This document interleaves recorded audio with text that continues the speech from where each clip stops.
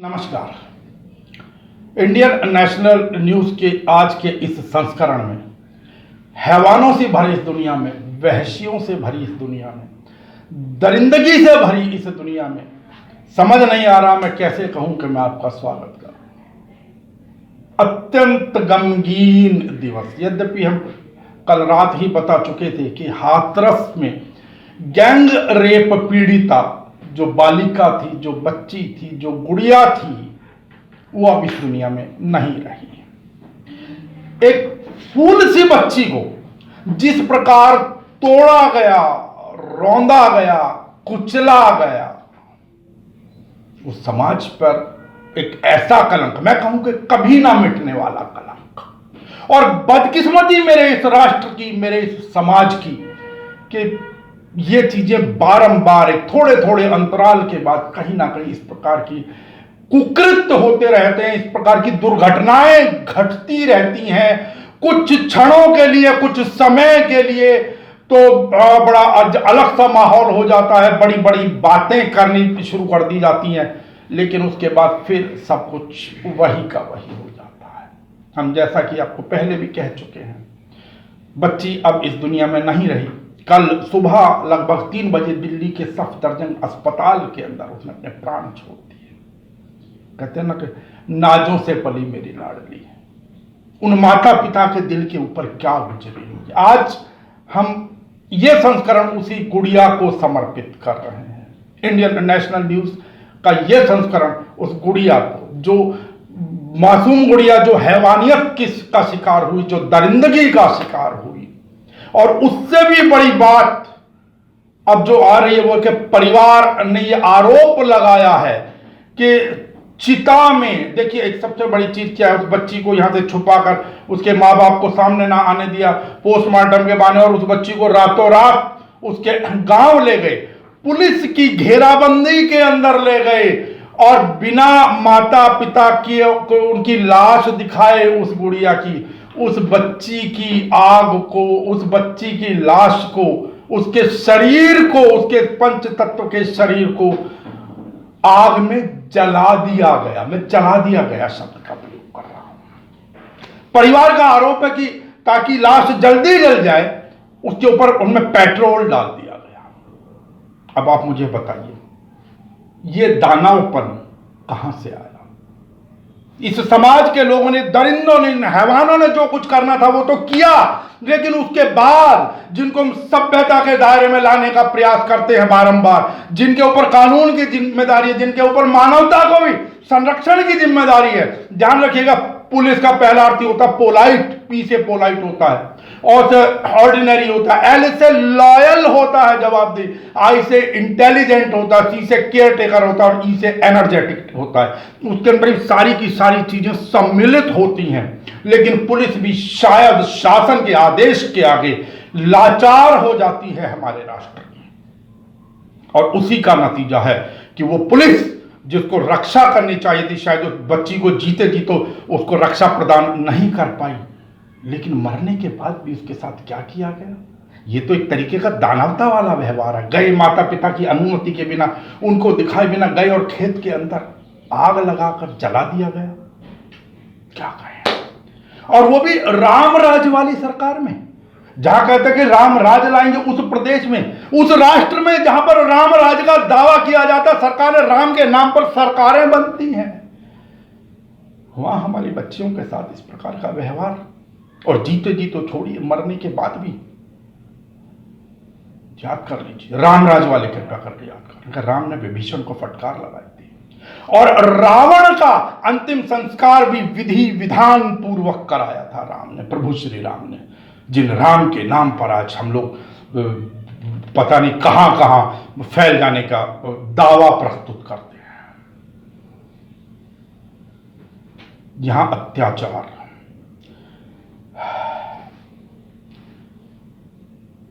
बोलते नहीं बनता। मैं भी पिता हूं बच्ची का। माता पिता को घर के अंदर बंद कर दिया गया,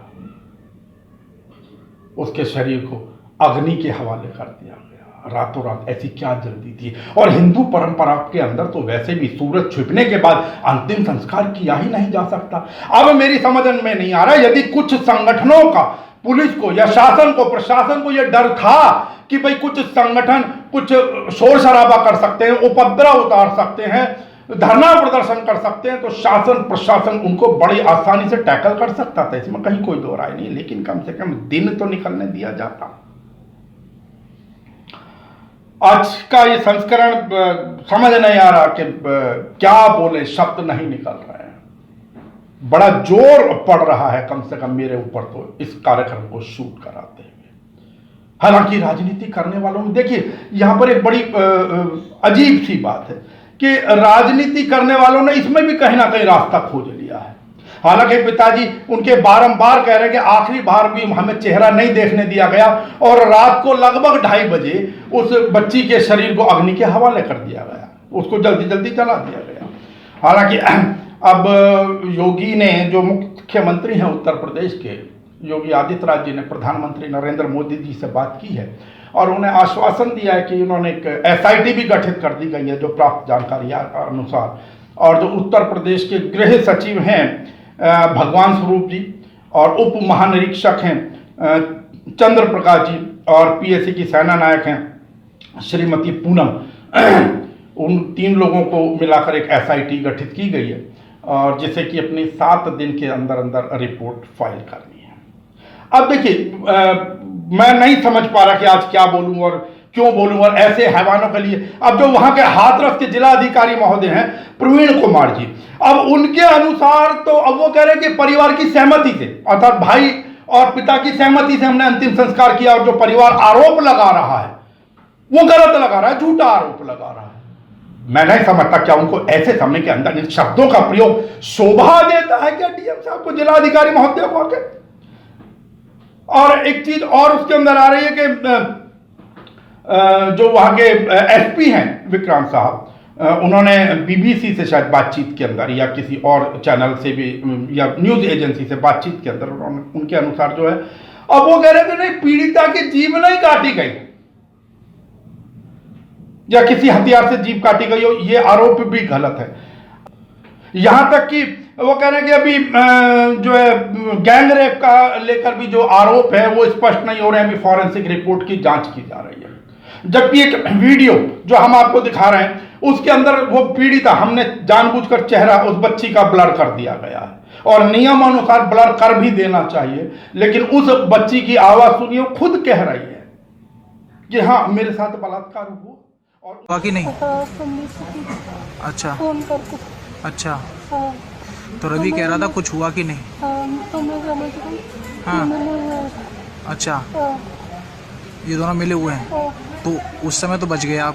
फिर तो उस दिन हुआ। उस दिन जिस दिन आपकी चोट लगी है उस दिन रेप हुआ है? हाँ, अच्छा, दोनों ने किया था, कोई और भी था?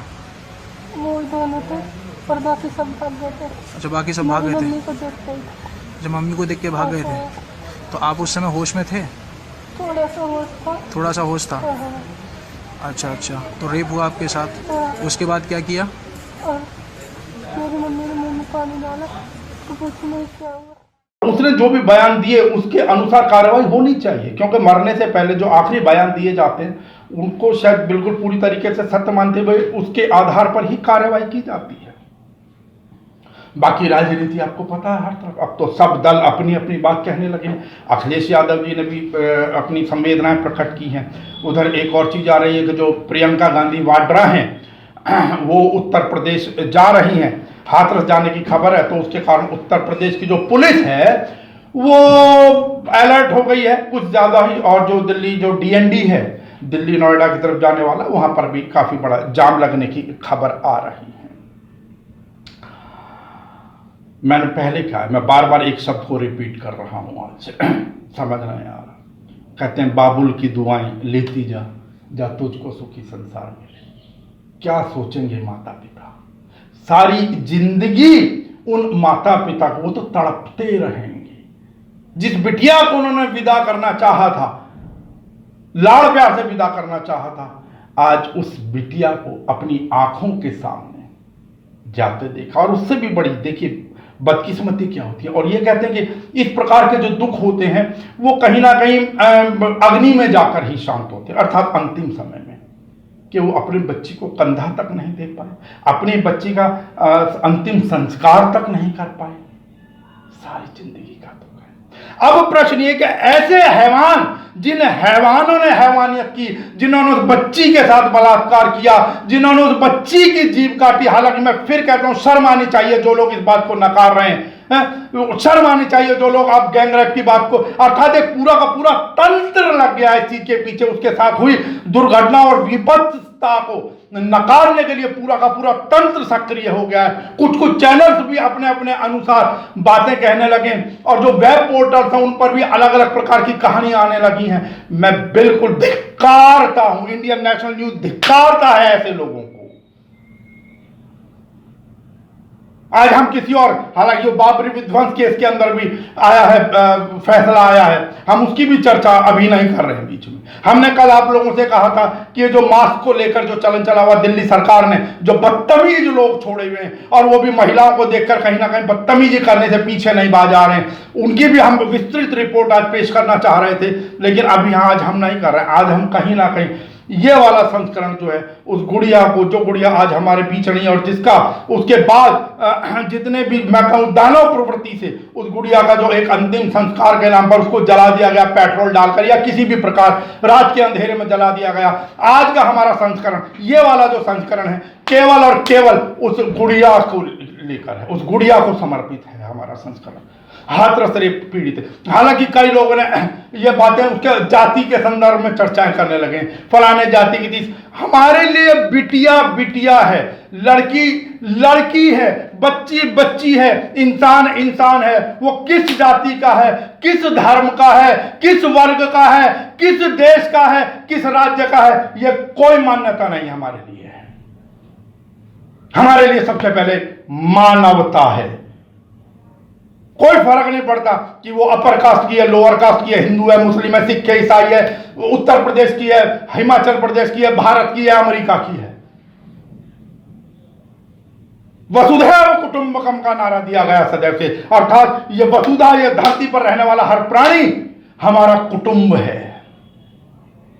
और मैं कहता हूं इन हैवानों के लिए और भी कोई सख्त कानून बनाया जाना चाहिए ऐसे हैवानों के लिए। इंडियन नेशनल न्यूज ये मांग करता है और आपको भी मालूम है हमने एक लंबी मुहिम चलाई हुई है इन बलात्कारों के विरुद्ध, इस विभत्सा के विरुद्ध, इस दुष्कर्मों के विरुद्ध। और हमने बारंबार अपील की है, इंडियन नेशनल न्यूज ने बारंबार अपील की है कि कानून ने अपना नियम बनाया, लेकिन कानून का पालन करवाने में जो ढिलाई बरती जाती है उसका भी हम विरोध करते हैं।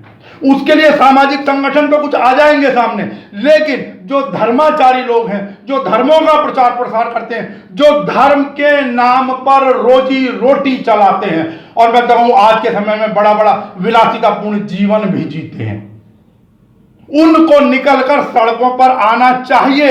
उनको इन चीजों के विरुद्ध धार्मिक धर्म शास्त्रों से उदाहरण उतार कर देते हुए इनके विरुद्ध एक मुहिम चलानी चाहिए,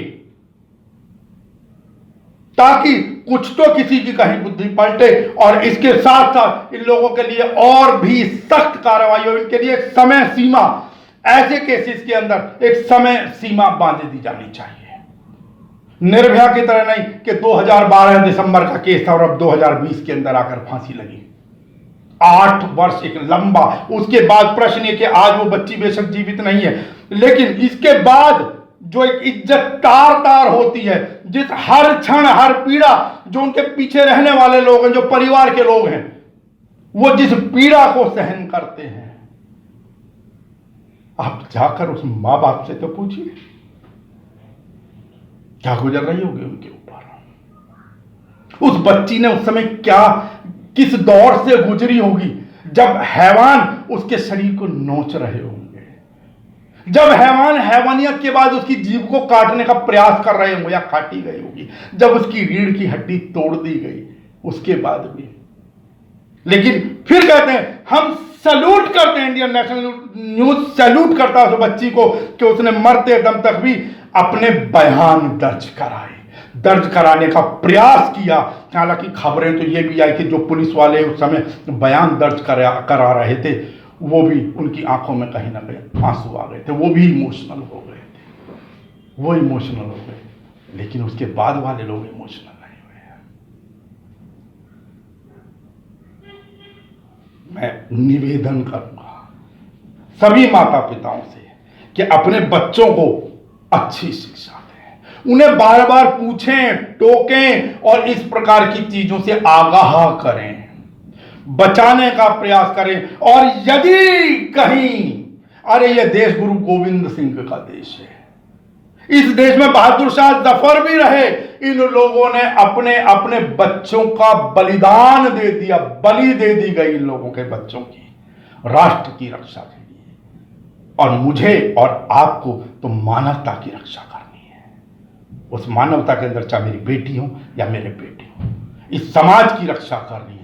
उसके लिए अगर हमें कोई सख्त कदम उठाना पड़ जाए, अपने बच्चे को डांटना भी पड़ जाए, एक बार को मैं कहता हूं कि अगर उसको कहीं थपड़ाना भी पड़ जाए तो हिचकना नहीं चाहिए। आज एक थप्पड़ कल को उसकी पूरी जिंदगी, पूरी पीढ़ी और पूरी समाज के लिए रक्षादायक सिद्ध होगा।